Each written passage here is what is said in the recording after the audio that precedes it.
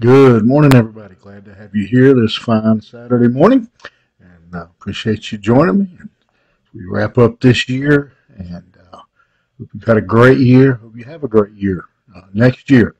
And every new year that rolls around, the thought that runs through my mind is it seems like just yesterday that we were worried about Y2K, and that's been 24 years ago now. So just mind blowing how time moves. But glad to have you here. Like, share, and or comment.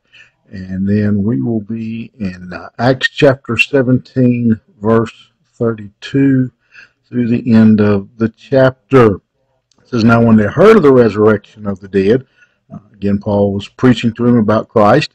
It says, Some mocked, but others said, We will hear you again about this.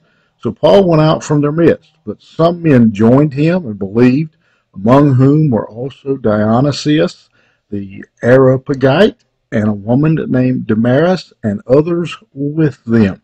What we see here is a good reminder for us as believers today who hopefully are trying to share the gospel and tell others about Christ. It is how the response, the different response, the way people responded to Paul. And so it should be encouragement and comfort to us when we see how even the great Apostle Paul, how some responded. It says when they heard of the resurrection, he says some mocked. So right out of the gate, we see that everyone doesn't receive the message. They didn't receive it from Paul. They're not going to accept it from us. What they were mocking here in particular was this idea of a resurrection. Whether they were those who thought that when you died, and that was the end of things, or just whatever, you just kind of maybe they thought of you just kind of floated around and you got wings and become an angel. There's all kinds of different ideas about death and resurrection, but the idea that life could go on for eternity, and that you would stand account was something that surprised them, and something they rejected. And man, still today, have the same reaction. Others said, we'll hear about this again.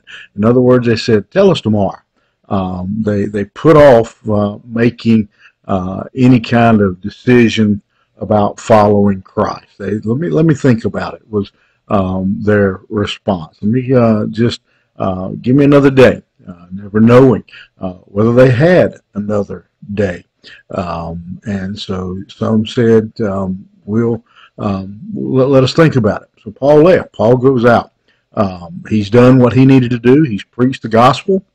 He's told them about salvation. He's told them about Jesus Christ. And now, ultimately, it is up to them. And that's a great reminder for us. There's only so much we can do. You can't force somebody to receive Christ. But we are responsible for telling them. Then what they do with that information is their decision. But thankfully, we see here in verse 34, some joined him and believed. And so we have the promise, the hope, that while some will mock, some will say, I'll think about it, there were some who decided that they would follow, that they would accept Christ. And this morning, I want to encourage you with that thought, with that reminder that some even rejected the message of Paul when he was preaching, and some accepted. Not everybody responded immediately to the gospel. And so as we go about our business, as we go about telling people about Christ, even whether it's personally or in our church services, there are going to be those who, just like in Paul's day, some are going to mock, some are going to ridicule, some are going to say, I'll do it someday. Right now, I just want to have fun. But thankfully, the reason we keep working, the reason we keep telling people about Christ is because some will believe. Keep that in mind this morning. Keep that in mind as you go about your business, that if you keep telling, somebody will believe. I'll leave you with a thought. Years ago, it seems like a lifetime ago, for a while, I got involved with some friends of mine. We were selling vacuum cleaners.